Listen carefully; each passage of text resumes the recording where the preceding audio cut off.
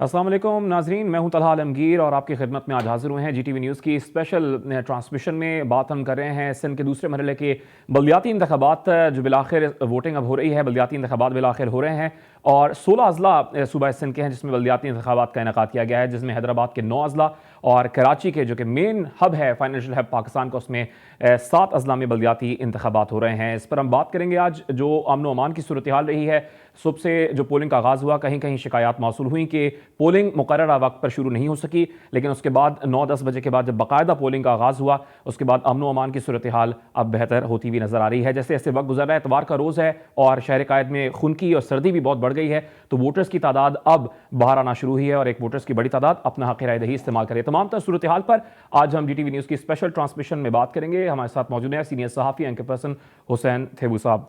हुसैन थेबू साहब, कैसे देखते हैं बिलाखिर नाना करते अब बल्दियाती इंतखाबात होने जा रहे हैं और हो भी रहे हैं और वोटिंग भी ज़ाहिर है, वोटिंग अमल भी जारी है इस वक्त? देखिए जी, अभी मैं आते वक्त काफ़ी सारे जगहों पे गया, मैंने देखा लोगों का टर्नआउट बहुत कम है। इसकी एक वजह तो ये है कि कल शाम तक हम जिस भी बंदे से बात कर रहे थे, वो इवन जो लॉ एंड ऑर्डर इंस्टीट्यूशन के हेड थे, उनको भी ये पता नहीं था कि कल इलेक्शन होना है या नहीं होना है। फिर इसमें कुछ पार्टीज़ ने बायकॉट करना शुरू कर दिया, कुछ पार्टीज़ ने आके उसकी तरदीद कर दी कि नहीं, हम बायकॉट नहीं कर रहे हैं। कुछ ने कहा कि नहीं, किसी भी सूरत में इलेक्शन होना है। और एक बात थी कि इलेक्शन कमीशन पहले दिन से एक ही बात पे डटे रहे कि नहीं, हमने इलेक्शन कराना है।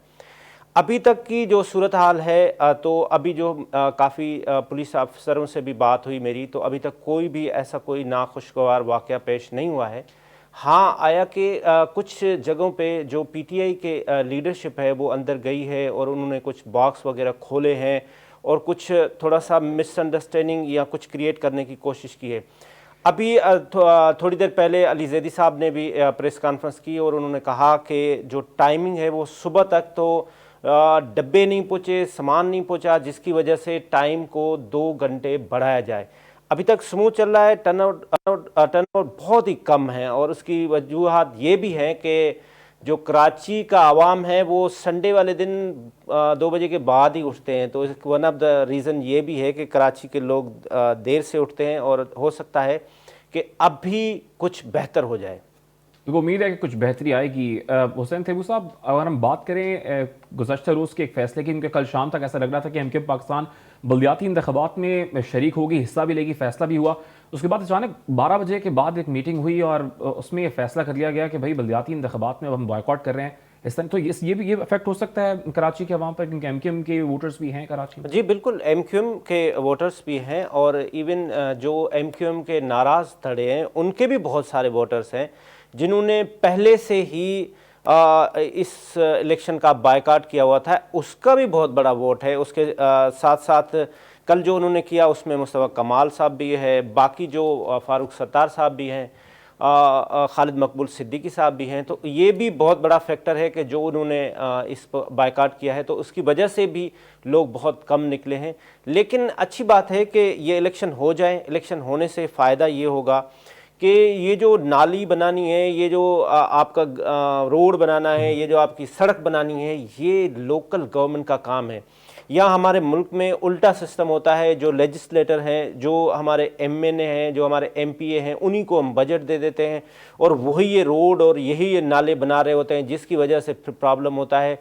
उसका एक्सेस आम आदमी तक नहीं होता है। जब लोकल गवर्नमेंट का काउंसलर, वो काउंसलर उसी गली के नुक्कड़ के घर नंबर 7 में रहता है, उसको पता है वो शाम को घूम फिर के इधर आएगा और उसको जाके पकड़ता है, यार मेरा ना ये गटर लाइन अभी तक बंद है। तो लोकल गवर्नमेंट का सिस्टम दुनिया में कामयाब है और वो होना चाहिए। यानी आप ये कह रहे हैं कि जिसको कानून साजी करनी है उसको आप बजट दे रहे हैं कि वो गली की सियासत करे, इसलिए बल्दियाती नुमाइंदे होने जरूरी हैं। तो हम अगर वो कानून साजी नहीं करेगा तो फिर मुल्क कैसे चलेगा?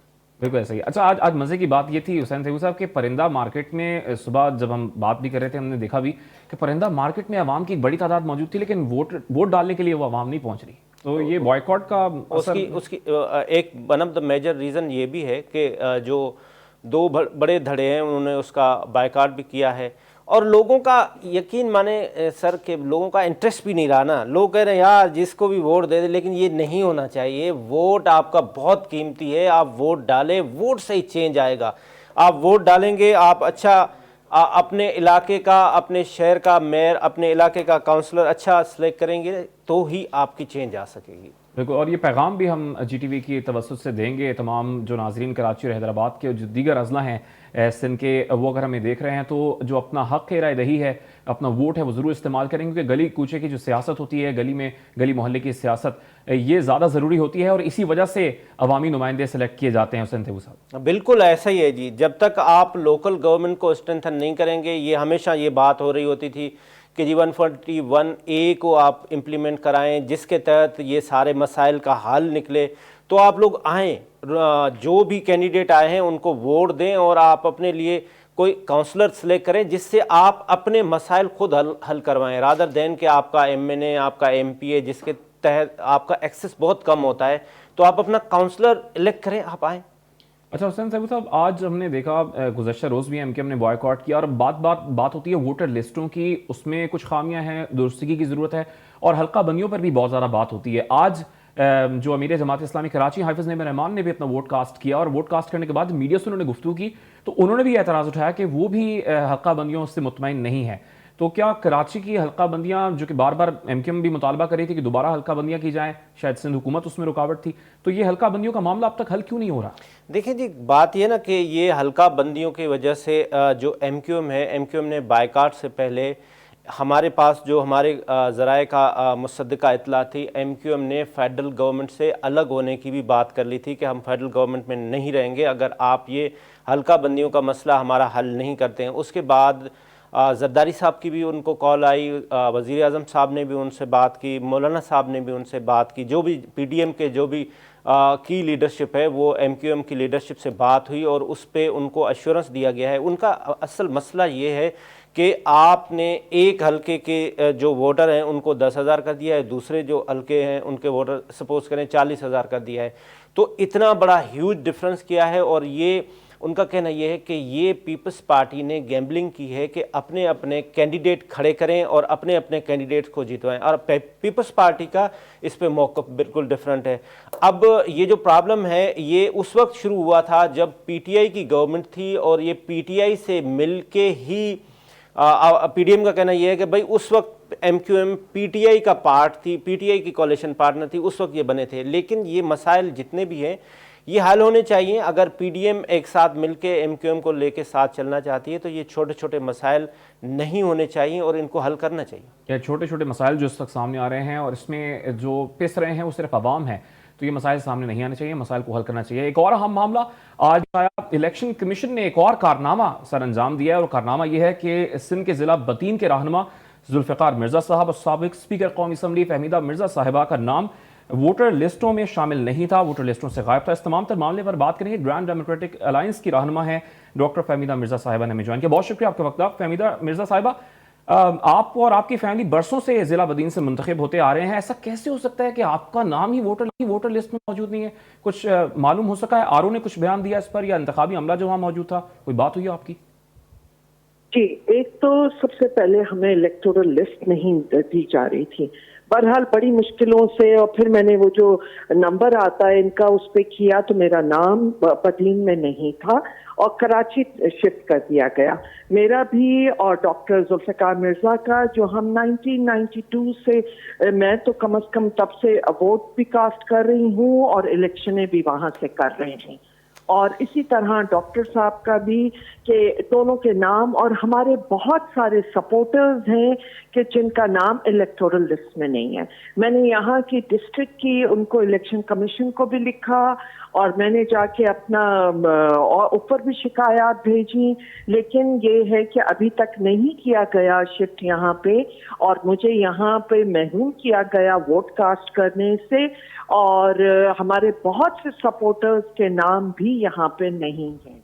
इसके साथ साथ ये जो बाकी प्री इलेक्शन रिगिंग के जो भी सिंध गवर्नमेंट ने तरीक़ेकार किए, उसमें बहुत बड़ा जो फ्लॉट नजर आता है कि डिलिमिटेशन के हवाले से, जिस तरह की इन्होंने डिलिमिटेशन की है कि बिल्कुल एक केक की तरह अपने अपने मर्जी के हलके बनाए गए हैं और एक ही टाउन कमेटी के वार्ड्स की जिस तरह डिवीजन होती है वो जी। सिर्फ पॉपुलेशन पे, क्योंकि कोई क्लियर डिमार्केशन का तरीका नहीं है।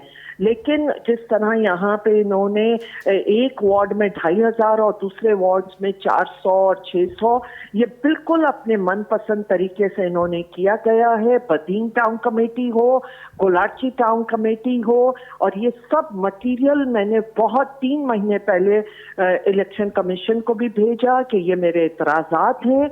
मैं सुप्रीम कोर्ट भी गई और सुप्रीम कोर्ट ने ये ऑर्डर दिया था कि मेरी जितने इस हवाले से ऑब्जेक्शंस हैं, ग्रीवियंसेस हैं, जो भी मेरे कंसर्न्स हैं कि उसे, और क्योंकि मैं बदीन की आवाम की आवाज बन के गई थी कोर्ट में, और उसको फौरन एड्रेस किया जाए, लेकिन वो नहीं किया गया। अच्छा, ये जो वोटर लिस्टों का मामला है फरीदा साहिबा, वोटर लिस्टों का मामला है, दीगर सियासी जमातें भी इस पर बहुत बात करती हैं। आपके साथ तो अब ये फ्लॉ सामने ही आ गया, आपकी अपनी सियासी जमात है, मतलब आप पार्ट रही हैं 1992 से, आप कह रही हैं कि बदीन में आपकी वोटर लिस्ट में नाम रहा है, लेकिन इस साल नहीं है। तो ये खामी आप भी समझती हैं कि वोटर लिस्टों का मामला दुरुस्त है, जो एमकेएम पाकिस्तान भी ये बात कर चुकी है कई बार? देखिए, यकीनन मैंने वहां देखा नहीं है, इसलिए मैं कह नहीं सकती हूँ कि उनके किसी, लेकिन उनसे जो भी थोड़ी बहुत इंफॉर्मेशन मिली थी वो यही मिली थी कि इस तरह अनफेयर डिस्ट्रीब्यूशन किया हुआ है, अनफेयर तरीके से डीलिमिटेशन, क्योंकि ये सारी डीलिमिटेशन इन्होंने कम से कम बदीन जिस तरह टाउन कमेटी है, या कोलाची टाउन कमेटी है, या टंडोबागो टाउन कमेटी है, इन सब में इन्होंने पॉपुलेशन की बिना पे करना था, क्योंकि कोई क्लियर कट डिवीजन का तरीका नहीं है। ये जेरी मेंडरिंग है, और इसको pre poll rigging, Jerry meandering जिस तरीके से इन्होंने किया है कि सिर्फ ये अपनी किसी तरह वहां पे इन्फ्लुएंस, और बहुत से हमारे लोगों के बहुत मतलब वोट्स निकाल दिए गए हैं। सो आई एम श्योर अगर एमक्यूएम की यही रीजनिंग है, इसी तरह के उनके भी इश्यूज हैं, तो फिर उनका शायद बचाव हो। डॉक्टर साहब हुसैन थे वो, मेरा सवाल ये है कि ये फरमाएं कि आपके यहाँ वहाँ पे जो डिस्ट्रिक्ट मैनेजमेंट है, ख़ासतौर पे डीपीओ और डीसीओ, उनका क्या आपके साथ कोऑपरेशन है, किस तरह का? देखिए, मेरा डीसीओ से बहुत ज्यादा इस बात पे मेरा इख्तिलाफ है कि उन्होंने हमारे लोगों को बिल्कुल, हमारे क्या जो भी सिटिंग गवर्नमेंट के कैंडिडेट्स के अपोनेंट थे उनको एंटरटेन नहीं किया। उनके जो भी ये शिकायत आ रही थी रिगार्डिंग पोलिंग स्टेशंस की एक लंबी लिस्ट उन्होंने प्रोवाइड की, उसके ऊपर कोई हल नहीं दिया। इनफैक्ट ये कह के भी कि हाँ जी वहां आ जाएं, लेकिन ये न कोई मेंबर से मिलते, न कहीं वो, न डिस्ट्रिक्ट इलेक्शन कमिश्नर हो, आरओज हो कि आरओज इन्होंने प्रिजाइडिंग ऑफिसर्स सब उनके मनपसंद लोग लगाए हैं। मतलब it is too much of a coincidence कि आप उसी एक जो कैंडिडेट खड़ा हुआ है उनका, उसी कम्युनिटी के, उसी एरिया के आप प्रिजाइडिंग ऑफिसर लगा देते हैं, और न कोई कंप्लेन ना यहाँ लेने को तैयार है, ना कोई एंटरटेन करने को तैयार है। मैंने वो डॉक्यूमेंट के साथ ये भी चीजें लोगों ने इलेक्शन कमीशन पहुंचाई, और यहाँ बेहतरीन कोशिश की कि उनका आरओ या डीआरओ कंप्लेन ले ले, जो कि उन्होंने नहीं लिया।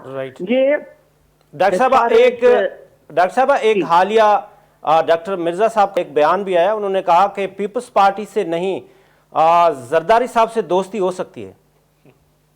देखिए, ये तो अजीब सी बात है, लेकिन मैं सिर्फ ये कहती हूँ यहाँ अगर हमारे कैंडिडेट खड़े हुए हैं, यहाँ हम उनकी कैंपेनिंग कर रहे हैं, इस वक्त में इस किस्म का बयान चलाने में आप देख सकते हैं कि क्या पर्पस होगा। यहाँ पे इतनी बड़ी तादाद, इतना लोगों में इस वक्त एंगर है, इस वक्त आटे का मसला हो, महंगाई का मसला हो, बेरोजगारी का मसला हो, फ्लड सिचुएशन हो, जहाँ टोटल सिंध गवर्नमेंट का, जिसके जाहिर है कि जो भी लीडरशिप है, जो उनका काम था कि गवर्नेंस को इंश्योर करना, उनका काम था कि यहाँ के फ्लड अफेक्टेड लोगों को रिलीफ पहुंचाने की हद तक। नहीं डॉक्टर साहब, हमारा तो आपसे रिलीफ नहीं दिया गया। और ये सब जहाँ मसाइल हो वहां आप इस किस्म का बयान दे सकते हैं, और जब इलेक्शन कैंपेन के टाइम पे नहीं। ये तो हमारा आपसे सवाल है कि ये डॉक्टर साहब का बयान है या नहीं है। अब 2 घंटे का वक्त बाकी है। दूसरी जानिब तहरीक इंसाफ ने यह मुतालबा किया है कि 2 घंटे का वक्त जो है मजीद बढ़ाया जाए। लेकिन पोलिंग हो रही है, लेकिन नाखुशगवार वाक़यात भी किसी किसी पोलिंग स्टेशन में देखने को मिल रहे हैं। इसी तरह गुलबर्ग टाउन की यूनियन काउंसिल 2 मेट्रोपॉलिटन स्कूल में एक वाक़या पेश आया है, जहां पर पीपल्स पार्टी और जमात इस्लामी के कारकुनान आमने सामने आ गए। सौलत जाफरी वहां मौजूद है, उनसे हम बात कर लेते हैं। सौलत जाफरी, इस वक्त क्या सूरत हाल है पोलिंग स्टेशन में? जी बिल्कुल, इस वक्त मैं गुलबर्ग टाउन में मौजूद हूँ, जहाँ पे कराची में बल्दियाती इंतखाबात का सिलसिला जारी था। पोलिंग स्टेशन में इस दौरान जो है वो कुछ नामालूम अफराद पोलिंग स्टेशन के अंदर घुसे हैं और यहाँ पे जो मौजूद प्रिजाइडिंग अफराद थे उनको भी जो है वो तशद्दुद का निशाना बनाया गया। मैं अपने कैमरामैन से कहूँगा थोड़ा सा आगे आया तो आपको दिखाएं कि ये बैलेट पेपर का जो बॉक्स था जिसमें वोट कास्ट किया जाता है वो बॉक्स तोड़ा है। उसके साथ साथ जो यहाँ पे पर्चियाँ रखी गई थी इलेक्शन कमीशन की जानिब से, उसमें भी जो है वो पर्चियाँ फाड़ी गई हैं और उन बॉक्सेस में डाली गई हैं। धांधली की जो है वो एक शिकायत यहाँ पे मौसूल हुई थी, जिसके बाद पुलिस और दीगर कानून नाफिज करने वाले इदारों की भारी नफरी जो है वो यहाँ पे पहुंची है। मैं इस वक्त इसी पोलिंग स्टेशन के अंदर मौजूद हूँ। मेरा कैमरामैन अगर आपको दिखा सके तो ये तमाम तर जो प्रेसिडिंग अफसरान के मातहत लोग हैं वो यहाँ पे बैठे हुए हैं। अमला इलेक्शन कमीशन का यहाँ पे मौजूद है जो कि अपनी जिम्मेदारियों के फ़राइज़ जो है वो अंजाम दे रहा है। यहाँ पे इस वक्त पुलिस की भारी नफरी जो है वो तलब कर ली गई है। SSP सेंट्रल से हमारी बात हुई, उनका ये कहना है कि वाक़े से मुताल्लिक जो है वो यहाँ पे पुलिस को भेजने के बाद मामलात को अंडर कंट्रोल कर लिया गया है। जो नामालूम अफराद हैं उनकी तलाश जारी है। जी सौलत जाफरी सूरत हाल से मुतालिक अपडेट करें कि पुलिस की नफरी भी वहाँ तलब कर ली गई है और सूरत हाल को काबू किया जा रहा है। इसी तरह एक और कराची का इलाका Orangi town number 8 union council में सरकारी स्कूल TCF है, जहाँ पर GTV की टीम को पासिस होने के बावजूद कवरेज से रोका गया है। और ये मामला क्या है, वसीम हैदर ने हमें ज्वाइन किया, उनसे हम बात करेंगे। वसीम हैदर, पासिस मौजूद हैं फिर भी कवरेज नहीं करने दी जा रही, RO ने क्या मौक़िफ़ इख्तियार किया इलेक्शन अमले ने? जी बिल्कुल, इस वक्त मैं मौजूद हूँ औरंगी टाउन 8 नंबर में, जहाँ पर TCF स्कूल है और यहाँ पर मीडिया को अंदर अलाउ नहीं किया जा रहा है। ये पुलिस एहलकार खड़े हुए हैं। जब मैंने अंदर जाने के लिए उनको अपना इलेक्शन कमीशन का कार्ड दिखाया कि हमें अलाउ है और हम जाकर अंदर फुटेज बना सकते हैं, आप बात कर सकते हैं, तो उन्होंने टोटली मना कर दिया है। एक यहाँ पर सब इंस्पेक्टर रेंज के जो ट्रैफिक पुलिस के बताए जाते हैं वो अंदर गए हैं, इलेक्शन के जो यहाँ के चीफ है उनसे बात जाके की है, उन्होंने भी मना कर दिया है। उनका ये कहना है जब तक मुतल्लिका थाने का DSP खुद यहाँ चल कर नहीं आएगा उस वक्त तक आप अंदर नहीं जा सकते। अंदर क्या गुल खिलाए जा रहे हैं, अंदर क्या काम कर रहे हैं, ये किसी को नहीं पता, क्योंकि मीडिया तक जो है मीडिया को अंदर की रसाई नहीं है। और यहाँ पर जो पुलिस एहलकार तैनात किए गए हैं इनका ताल्लुक भी किसी मुतल्लिका थाने से नहीं है। उनका ये कहना है कि जब तक DSP औरंगी टाउन यहाँ पर नहीं पहुँचेंगे उस वक्त तक मीडिया तो क्या कोई भी बंदा जो है गैर मुतल्लिका वो अंदर नहीं जा सकता। जबकि हमने उनको इलेक्शन कमीशन की जानिब से बनाए जाने वाले इस पासिस को भी दिखाया, मगर वो इनकारी है और वो कहते हैं कि मुतल्लिका SHO जब आएगा उसके साथ ही आप अंदर जाएंगे। जी बहुत शुक्रिया वसीम हैदर, आप अपडेट कर रहे थे औरंगी टाउन UC 8 से, जहाँ पर मीडिया कवरेज की इजाज़त नहीं है। हुसैन तैयब साहब, आप कहीं ना कहीं अब लग रहा है कि क्लैशेस हो रहे हैं और जैसे जैसे वक्त गुजर रहा है ज़ाहिर है अवाम की एक बड़ी तादाद में वोटर्स जो हैं वो। हाँ जी, ये बिल्कुल अलार्मिंग सिचुएशन है कि इस तरह से लोग आ रहे हैं जत्थों में और इस तरह से वो बॉक्स तोड़ रहे हैं। ये लॉ एंड ऑर्डर इंस्टीट्यूशन को इसको मेक श्योर करना चाहिए कि ये इस तरह से अगर होगा तो फिर तो इलेक्शन के पूरे सिस्टम के ऊपर सवालिया निशान आ जाएगा। जिस तरह से अभी हम फहमीदा मिर्ज़ा से बात कर रहे थे तो फहमीदा मिर्ज़ा ने कहा कि उसमें मेरा नाम नहीं है, तो ये तो बहुत बड़ी बात है कि एक सिटिंग MNA और वो वहाँ उस इलाके की मतलब करता धरता है उनके हस्बैंड, तो इस तरह से अगर ये मिसिंग है तो ये तो इलेक्शन कमीशन के लिए बहुत बड़ा सवालिया निशान है। सोचेंगे साबिक स्पीकर हैं कौमी असम्बली और 1992 से वहाँ से इंतखाबात जीतते हुए आ रहे हैं, इनके साथ ये मामला है तो आम आवाम के साथ क्या? देखिए ये चीज़ें नोट करने वाली हैं और ये इलेक्शन कमीशन इन चीज़ों को देखे। बाकी टाइम टोटल 2 घंटे रह गया है और अभी अगर इस तरह से जिस तरह से हमारा अभी रिपोर्टर बता रहा है कि उसको अंदर नहीं जाने दिया जा रहा है, तो ऐसी क्या सिचुएशन है कि एक DSP आके वो उसको बताएगा, जबकि उसके बाद पास है तो उसको तो पुलिस कांस्टेबल भी अलाउ कर दे कि जी आप अंदर जाएं और जाके चेक करें। इसमें DSP के आने की और ना आने की तो कोई बात नहीं है। हम इस पर कोशिश करेंगे कि हम कराची पुलिस चीफ से भी इस पे बात करें, जो ये सारी डेवलपमेंट हो रही हैं ऐसा नहीं होना चाहिए। अच्छा, जो फहमीदा मिर्ज़ा साहिबा की हमने बात की है वो एक सवालिया निशान है कि जो एक और सियासी जमात थी बॉयकॉट कर दिया MKM पाकिस्तान ने, उन्होंने भी ये मौक़िफ़ इख्तियार किया कि वोटर लिस्टों का मामला उसमें इशूज़ हैं, उसमें हैं उसको हल किया जाए, लेकिन उनको हल नहीं किया गया। फिर हल्का बंदियों का मामला था, उनको भी हल नहीं किया गया। तो तमाम सूरत हाल पर बात करेंगे। 16 अजला में बल्दियाती इंतखाबात के सिलसिले में वोटिंग का अमल इस वक्त जारी है और कुछ कुछ अजला में हम देख रहे हैं कि अमन व अमान की सूरत हाल कहीं ना कहीं खराब होती हुई नजर आ रही है। और अब एक नई डेवलपमेंट पेश आई है। कराची गुलबर्ग के एक पोलिंग स्टेशन में धांधली वाज़ेह तौर पर सामने आई है। उसकी फुटेज भी मंजर यहाँ पर आ गई है। आपको मनाजिर भी GTV की स्क्रीन पर आप देख सकते हैं। सौलत जाफरी इस वक्त पोलिंग स्टेशन में मौजूद है, उनसे हम बात करेंगे। सौलत जाफरी, ये क्या मामला है और क्या प्रिजाइडिंग अफसर वहां मौजूद नहीं थे जो ये धांधली वाज़ेह तौर पर नजर आ रही है? टाउन की पोलिंग स्टेशन यूपी नंबर 2 में जहां पे अब से कुछ देर कबल कुछ नामालूम अफराद थे जो कि पोलिंग स्टेशन में दाखिल हुए हैं और उनकी जानिब से बैलेट बॉक्स को तोड़ा गया है। न सिर्फ बैलेट बॉक्स को तोड़ा गया बल्कि जो प्रेसिडेंट अफसर था उसको भी तशद्दुद का निशाना बनाया गया, जिसके बाद पुलिस की भारी नफरी जो है वो यहाँ पे पहुंची है और इस वक्त हालात को जो है वो अंडर कंट्रोल कर लिया है। बाकी की CCTV फुटेज और कुछ एक्सक्लूसिव फुटेजेस हैं जो कि GTV की स्क्रीन पर देखी जा सकती है। मुल्जिमान के हाथ में डंडे, असलहा और उनके मुंह पर जो है वो नकाब भी देखा जा सकता है। ये मुल्जिमान दाखिल हुए हैं और उसके बाद जो है फौरी तौर पर फरार हो गए हैं। बैलेट बॉक्स ले जाने की कोशिश की गई लेकिन प्रेसिडेंट अफसर ने जो है वो बैलेट बॉक्स ले जाने नहीं दिया, जिसके बाद जब पुलिस को बुलाया गया और पुलिस ने मामले को टैकल कर लिया, मुल्जिमान जो है वो से फरार हो चुके हैं। मुल्जिमान से मुतालिक कुछ मालूम नहीं हुआ? सौलत जाफरी असलहा लहराते हुए दाखिल हुए।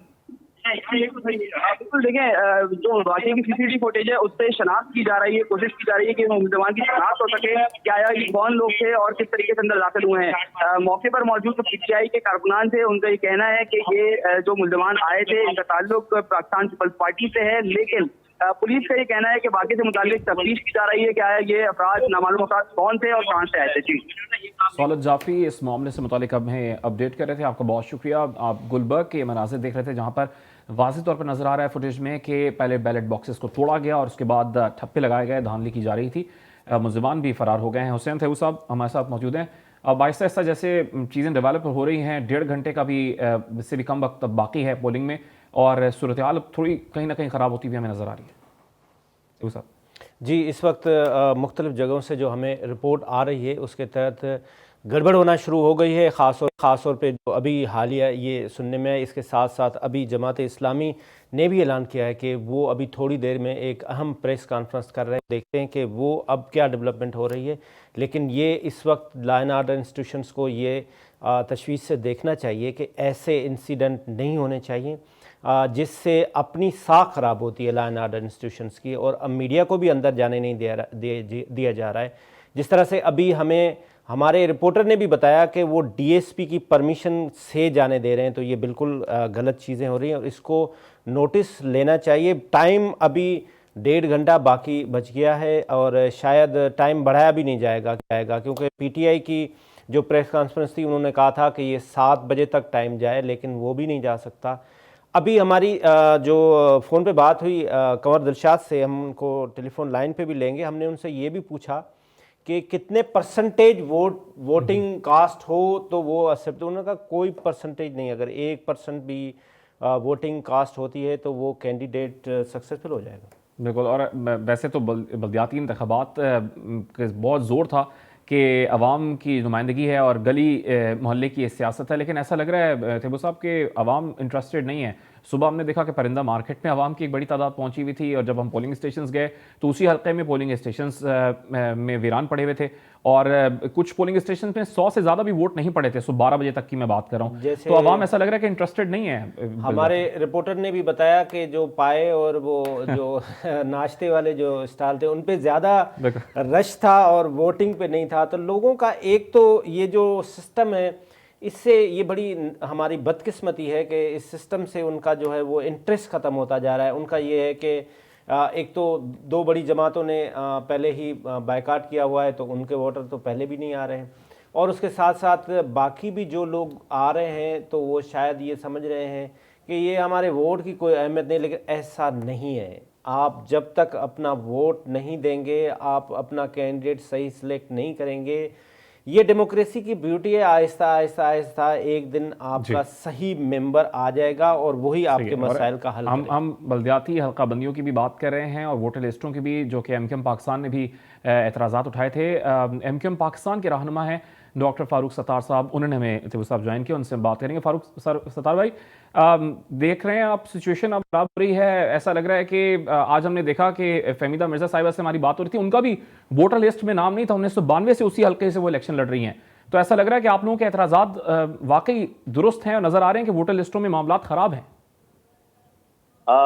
मेरे ख्याल में जितने बड़े पैमाने पर इलेक्शन से पहले इन इंतखाबात में धांधली हुई है, पाकिस्तान की तारीख में कबल इंतखाब इतनी बड़ी धांधली नहीं हुई।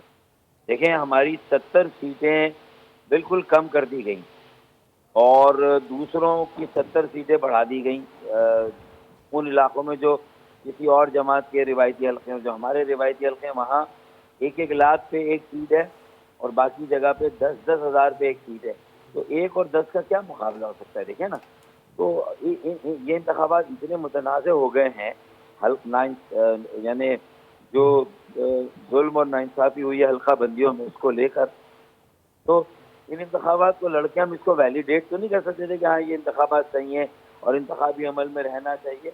ऐसी जमातें दस्तबरदारी का ऑप्शन इख्तियार करके ये साबित करती हैं कि हमारे वोटर और दूसरों के वोटर में बराबरी का सलूक नहीं हुआ।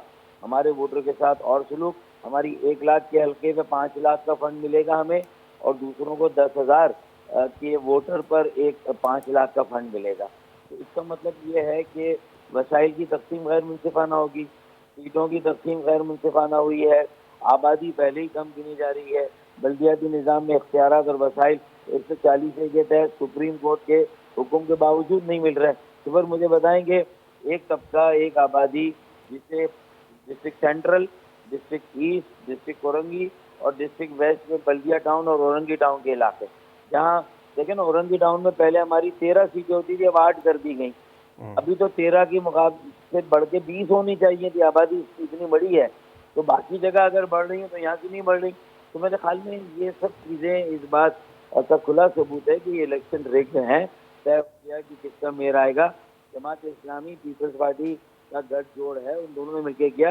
पीपल्स पार्टी ने हमें दिखाने के लिए तो बज़ाहिर 2 दिन पहले कह दिया कि इंसाफ होगा, हम हल्का बंदियाँ दोबारा करेंगे, लेकिन इलेक्शन कमीशन में उनके 2 मेंबर बैठे हुए, उन्होंने वहाँ पर नाइंसाफ़ी की, जुल्म किया और वो भी कहा कि नहीं अब इलेक्शन वक्त पर होंगे।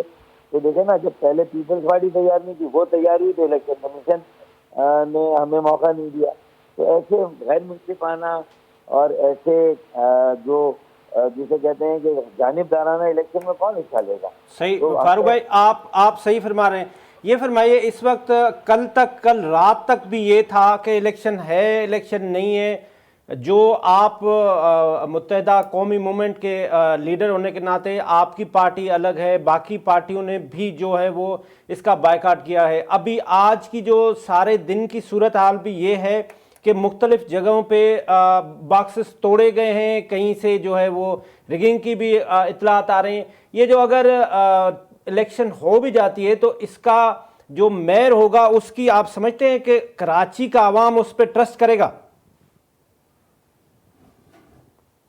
मैं यही तो मतलब हमारे दस्तबरदारी से और फिर इस वक्त जो पोलिंग स्टेशनों का हाल है और जो टर्नआउट है, वो सारी बातें ये वाजे कर रही है ना कि इलेक्शन फीका हो गया, इलेक्शन बेमजा हो गया, बेकार हो गया ना भाई। जब एक मजबूत और मुस्तहकम पहलवान जो रिवायती तौर पर अक्सरियत जिसकी होती और मेयर जिसका बनता था, वही पार्टी मैदान में नहीं है, तो फिर ये इलेक्शन हो ना हो बात तो बराबर है ना। तो लोगों का इंटरेस्ट नहीं इलेक्शन में।